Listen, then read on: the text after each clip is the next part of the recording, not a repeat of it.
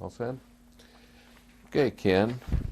We're in Manhattan, Kansas. It's the 25th of September, 2003, and we're recording this for the Riley County Historical Society. Would you start with your full name and where you were born and when? I'm Kenneth P. Johnson, and I was born in Winchester, Kentucky in April of 1927. Okay, April 16th. April 16th, 1927. And tell us just a little bit about your family as you were growing up and the kind of living conditions, farm or in town or... Well, my family, I have a brother and a sister, and we grew up, we were kids during the Depression in Winchester. Of course, everybody grew up in a Depression remembers those years. Then my father was a rougher and sheet metal worker, and so even as a kid, I used to go work in the shop, work with him. As World War II started, why Dad, the farmers, a lot of the farmers were very short on labor. And so my father went for, let's see, it was 1943, I believe it was. He decided to go to the farm, So we were on the farm there for a while. And it was in let's see, what year, I don't recall the year, but in my sophomore year, Dad pulled me out of high school to work on the farm. And so then I was there until they drafted me into the Army in September of '45. Okay, so you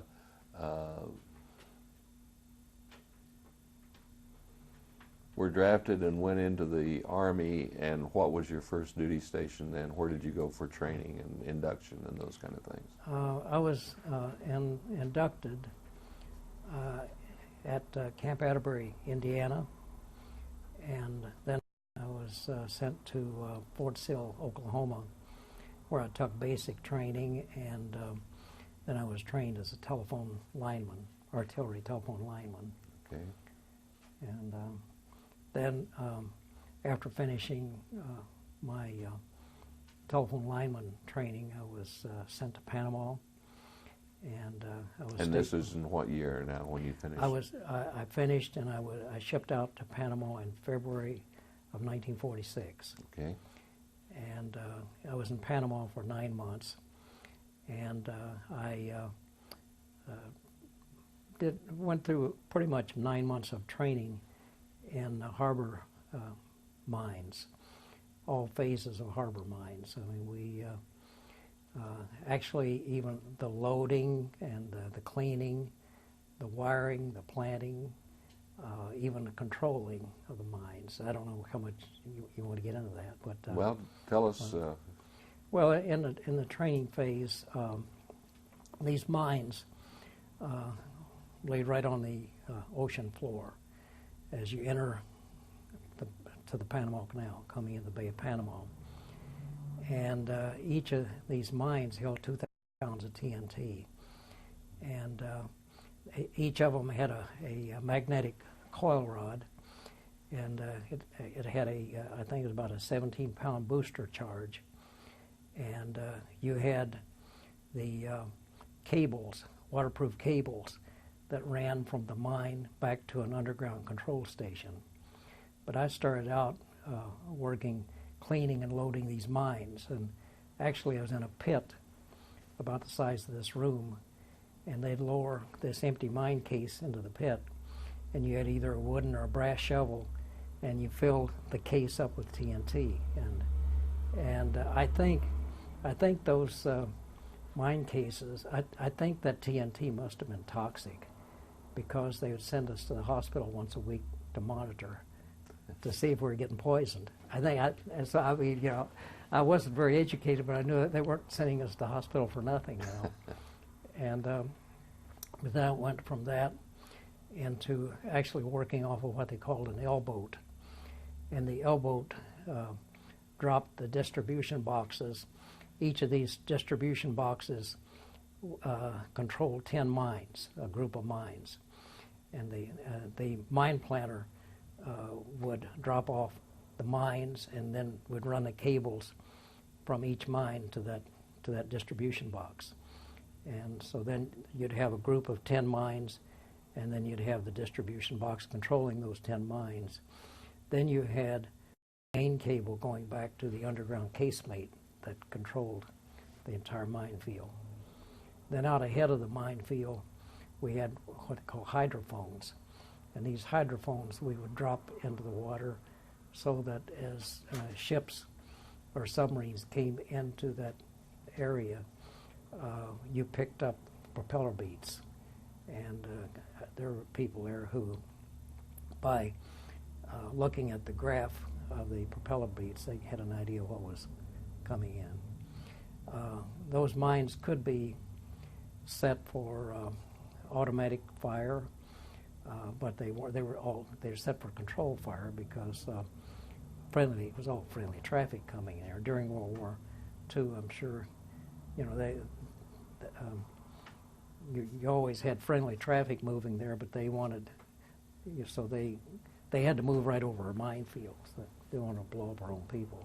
You know, so you worked off a boat for part of the time? I worked some of the time. I did have some training on the mine planner, and I had some training on the L-boat, and I had quite a bit of training in you know, the loading and the wiring of the mines, and some training in working in the casemate where we control the minefields.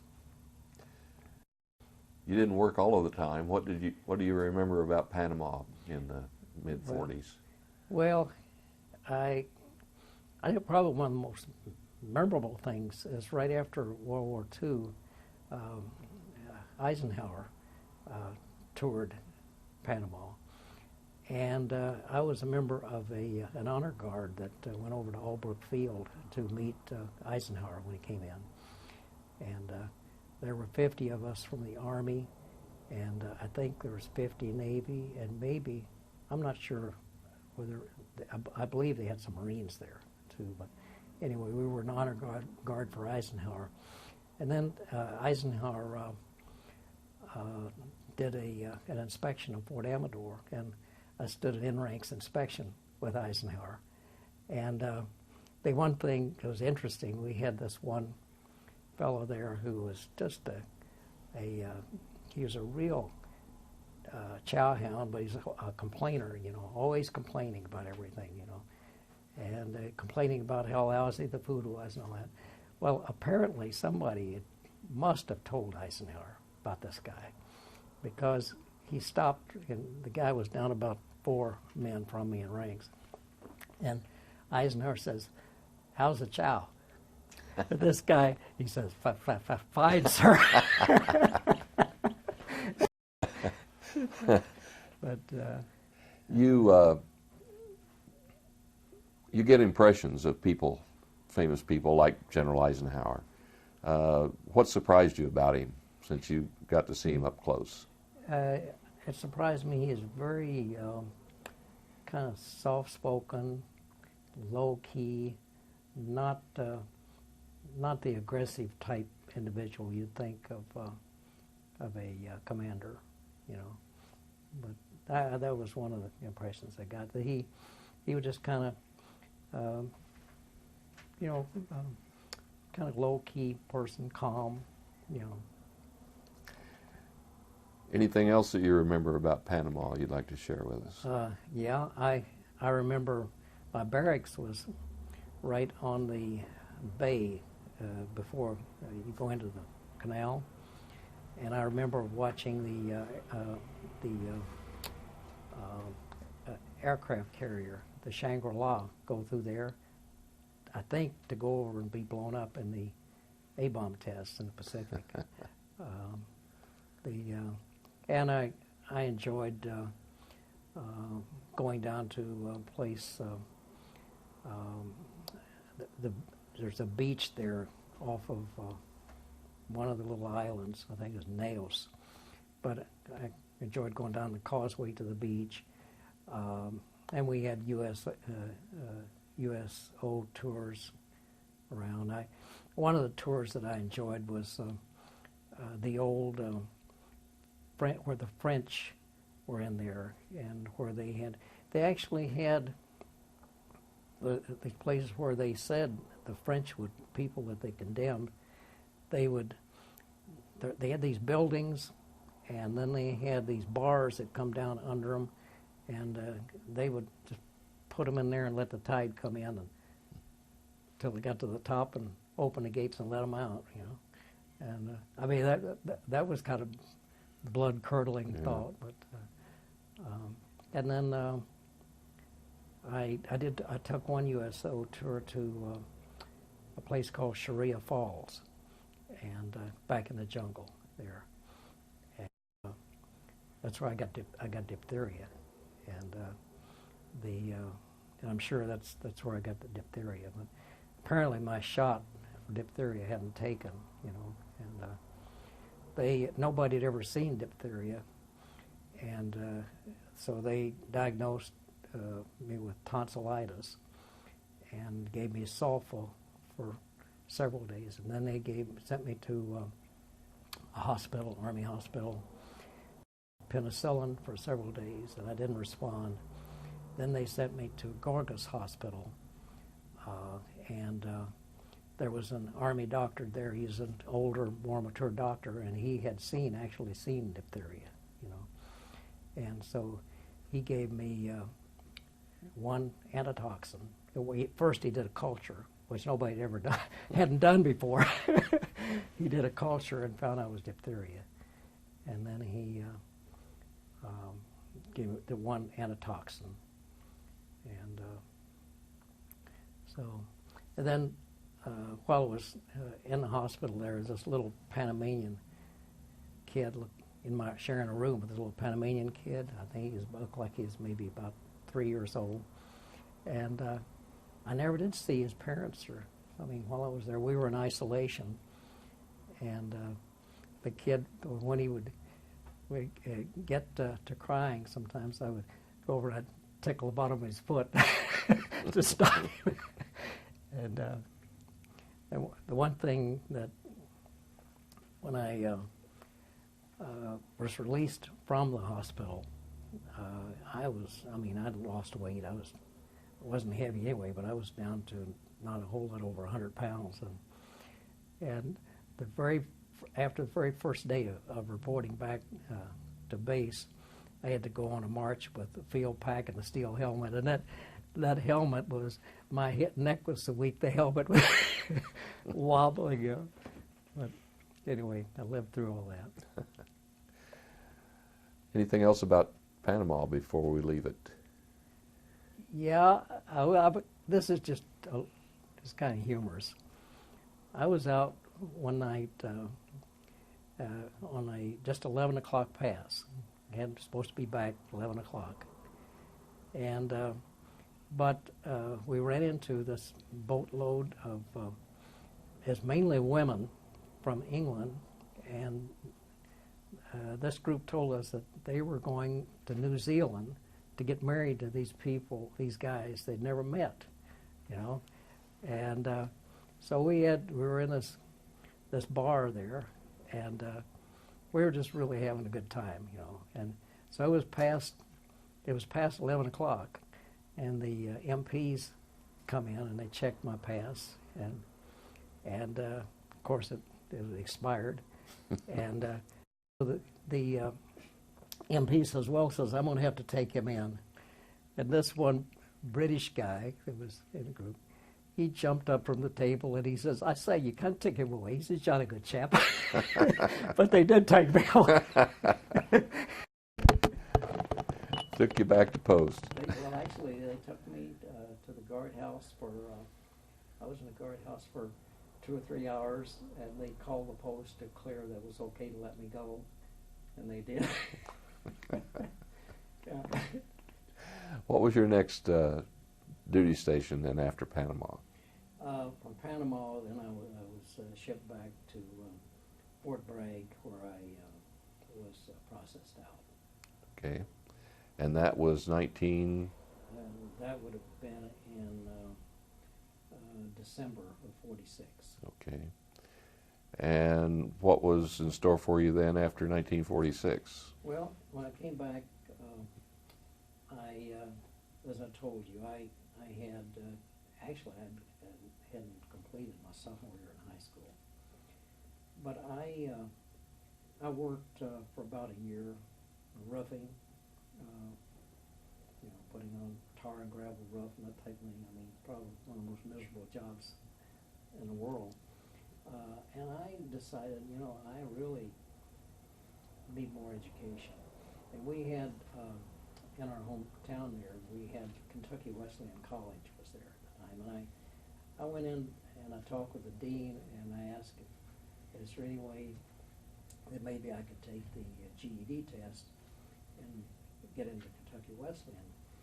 And so, knowing that I hadn't even finished 10th grade, he almost laughed and he says, no, he says, you're going to have to get some more high school. And I said, okay. I said, if I go back to high school for a year and then take the GED test, how about it?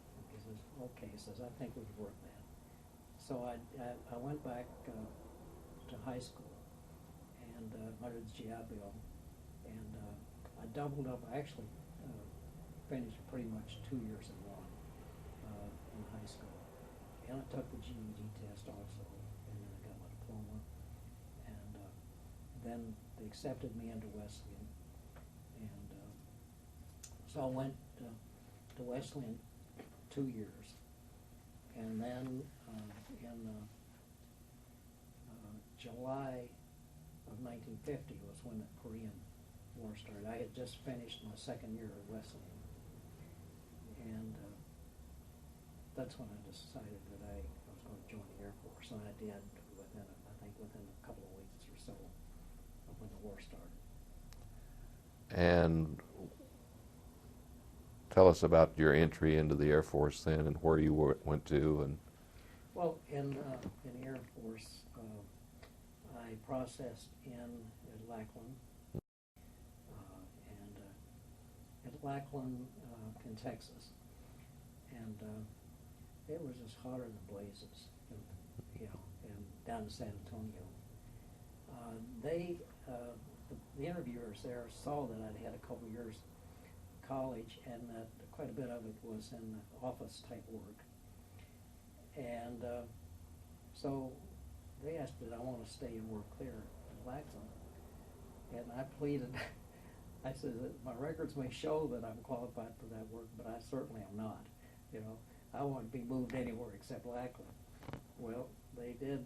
They sent me to Castle, 93rd Bomb Wing in California. And again, when I went through personnel in wing headquarters, the officer there looked at my records and said, I think we could use you here, in our office here. And I said, okay, all right. So that's I was assigned to in the personnel office in 93rd Bomb Wing headquarters. And then most of the time there I spent in the tech school section. And I headed the tech schools section for the 93rd, and it involved, you had to know the classifications. You're probably familiar with the AFC. The Air Force still has that 7-digit codes for classification.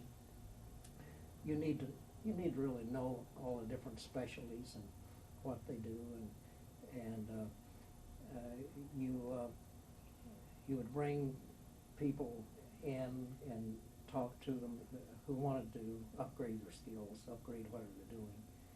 And then you would interview them. Sometimes they had to take some tests and get them off to the different tech schools.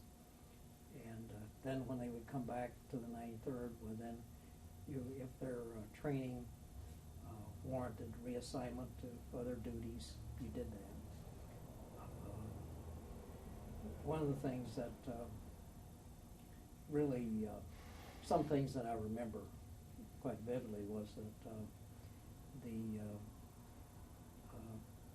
we had quite a few gunners who, in 1950, 51, we were moving from manual gunnery into electronic, radar, and so we're doing away with these manual gunners, and I didn't say doing away with them, but their jobs were being lost, and we knew it, and we would call these people in and interview them and explain to them that, we're not going to have any positions for gunners. And I mean, you'd have staff sergeants and tech sergeants, gunners, and you try to offer them to get, if they were qualified, to get into radar school or radio school or some other school for upgrading and training out of that. And even in the Air Force, you don't force people to go to school, because if you force them, they won't succeed. And but most of them would take the sensible course and go ahead and retrain. A few wouldn't, and those few who wouldn't, you'd see them working in the kitchen.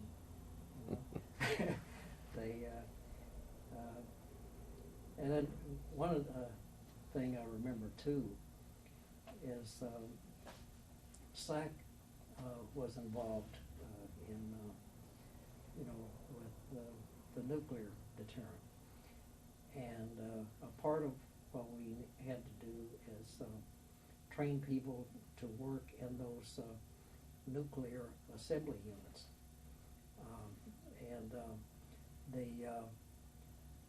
They had a name for those squadrons. It was, right now it slips my name, a special name for those assembly squadrons. But for me to get the people to go into these schools to get skills for working in those assembly squadrons, operations was so tight-lipped with me that it was hard for me to get enough information. Excuse me a minute here. We've lost our microphone, and I don't know how long it's been down there. Oh, golly. I've been listening too carefully. Okay, I didn't see it. Yeah.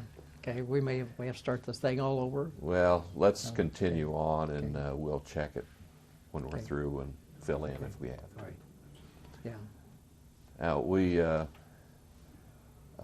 were talking about Castle Air Force Base and training people in nuclear weapons, and Yeah. the assembly, you're talking about the assembly of the weapons? Yes, the assembly, they were called aviation field depot squadrons. Okay.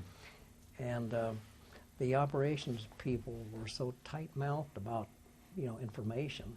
You needed information to know if the people were qualified to go to school. I remember one of the schools was a refrigeration school, but I needed to know a little bit about, what was needed, and it was hard to get information out of. But anything in that line was top secret, and they didn't want to talk with you about it. Yeah. How long were you at Castle Air Force Base? I was at Castle for about 2 years. All right. So in I'm trying to think back on the dates. What year was it when you left Castle? Let's see, I would have gone to Omaha, and it was in February. Would have been 52, I think. Okay. February 52. 52, you went to Offutt Air Force Base in Nebraska, and what did you do there? At Offutt, and I thought I should just show you how things can. See, I worked for a captain in the 93rd when I was doing the tech school. Mm-hmm. Well, this captain was he made major, and he was transferred to Offutt, and he was in charge of the programming, personnel programming for all SAC bases. Okay. And so he wrote me this letter, and he says, "Dear Johnson, any luck getting that S placed in front of your sergeant's rank? I do hope it has been accomplished. You can probably guess the reason for this letter. It is, however, very important to me. I am looking for a very capable young man for my section to replace someone who is permanent party material. Although I realize that you are satisfied with your present position and that California suits you, it did me also, but you're getting vulnerable for any assignment almost anywhere. You will notice that there are very few regular airmen left with any retainability. If you're interested in a change to a larger installation and city, please let me know as soon as possible. I can't guarantee anything in the way of swank housing. The airmen's apartment-style barracks are continuing to be built, and you may have a chance for one of these. There are a lot of people up here, and the competition is great. Of course, that's fun. If you're interested, I'll start the action going. It would be grand having you in my section again. The work here isn't straight classification, but is connected with assignment and manning of all SAC units. It may give you an opportunity to prepare letters on your own. I think it is a good opportunity for anyone who would like to work in this madhouse. I hope you keep all this to yourself, as I'm certain you understand. Give my regards to everyone. Best wishes, Al." And so that, in about less than a month, I was in SAC headquarters. But what happened there was he told me, actually he says, "You in your classification, we only have one person in 15th Air Force who is still eligible for overseas assignment," and says, "We're about to levy.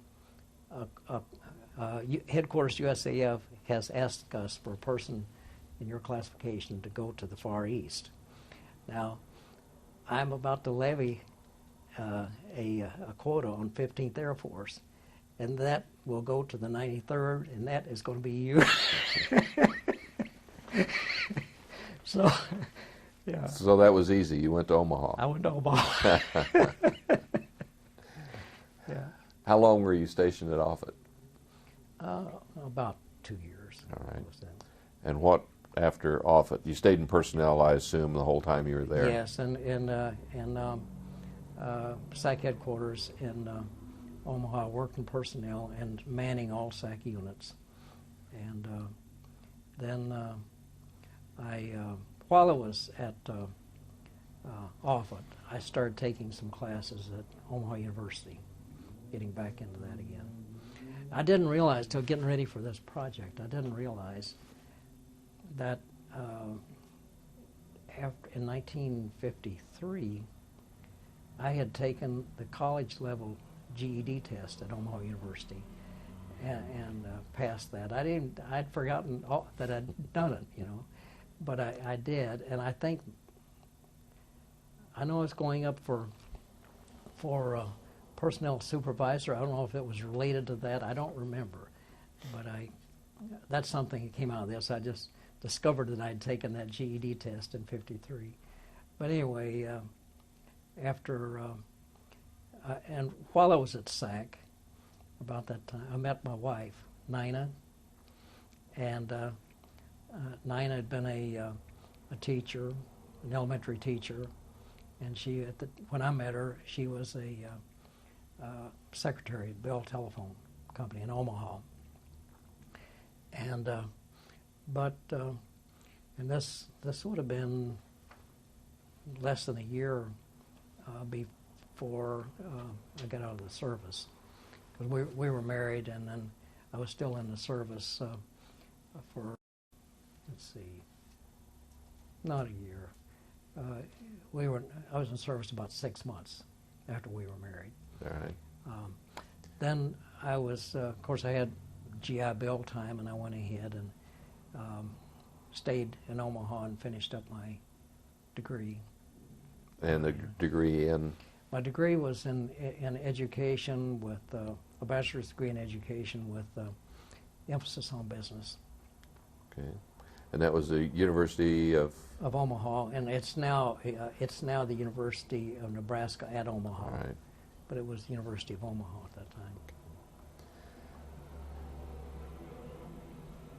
Tell us about your family then, as you're married now. Yes, right. Okay. Well, after graduating from University of Omaha, my first teaching assignment was in Irwin, Iowa, southwest Iowa. And well, actually, before I went to my first teaching assignment, our oldest daughter was born in Omaha. Okay.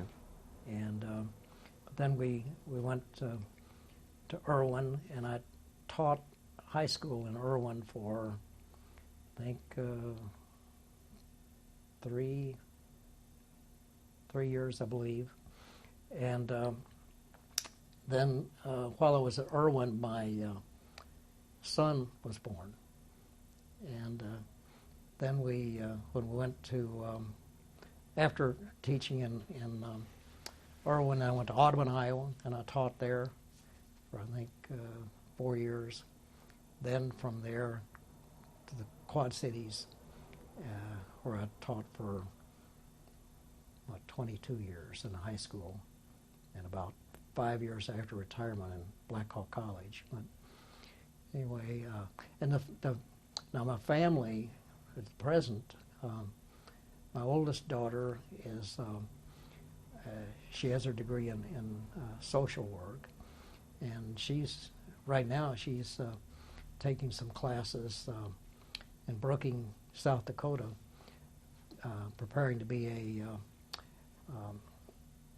teacher, to get her teacher certification. My son is with the Army Corps of Engineers. He's a civilian engineer. He got his engineering degree at Ames, Iowa. Then the Corps, after several years, sent him to Colorado State, where he got his master's in hydrology. And he runs a section with the Army Corps of Engineers in Rock Island, Illinois. And my youngest daughter lives here in Manhattan, and she is a teacher at K-State, political science. And so she teaches mainly in the area of political philosophy. And you retired here in Manhattan? No, actually, I retired from high school teaching in 1983, and that's in Rock Island. And then I was an adjunct associate professor at Black Hawk College in Moline, Illinois. And I was in the office careers department there. And I had taught evening classes, and over a period of time I taught it. I was looking at my records, I'd forgotten all about it, but I had taught there part-time for almost 20 years. And then, but after I retired from first year I retired from high school teaching, I got a call from the department head at Black Hawk and asked, if I wanted to put in more hours over there. So I was teaching about half-time. And teaching what kind of curriculum? I was teaching everything from introduction to business management to accounting to all kinds of office machines, and and then of course we got into the almost like on the pioneering phase of this word processing. Before word processors were very practical. All right. But, grandkids? We have, my son has 3 boys, and The oldest one is a college student. He has twin boys who are just finishing up high school. And then my daughter has a 6-year-old here in town, and I really enjoy him. And then my oldest daughter in South Dakota has a daughter who is a freshman in college this year. Yeah. From a young man in a fairly rural area of Kentucky until now, tell us a little bit about the impact World War II had on your life and how that changed things, perhaps. Well, for certain, serving in the Army had qualified me for the GI Bill, which, I mean, there's no way I could have gone to college without it. And and that going to college put me in contact with people who, you know, who had plans to do more than just hang around the bars in Winchester. And so, yeah, I think the biggest impact on me and you learn about how people from all over the country, different sections of the country, how they act, how they behave, what you learn quite a bit about people just from being in the service. I think that's one of the biggest impacts. We've got a few minutes on the tape. Would you like to preach to your grandkids just a little bit? Well, what would you tell them? Well, I would tell my grandkids that you know, the biggest, probably the biggest asset that they have is their personal character. Their, you know, who they are as a person. You know, it's important that people get an education. It's important that you know how to do things that are worthwhile.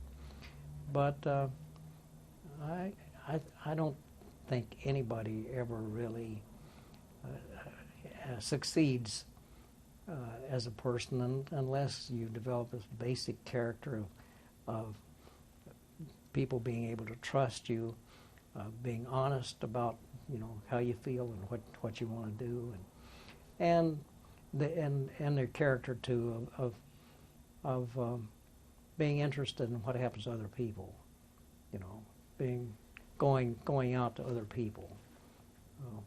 I guess that would be my. We'd like to thank you for doing this morning, and thank you for all the things that you've done. Yeah, you've spent a lot of time in several different places and done some great things for us. Well, thank you. Thank you. And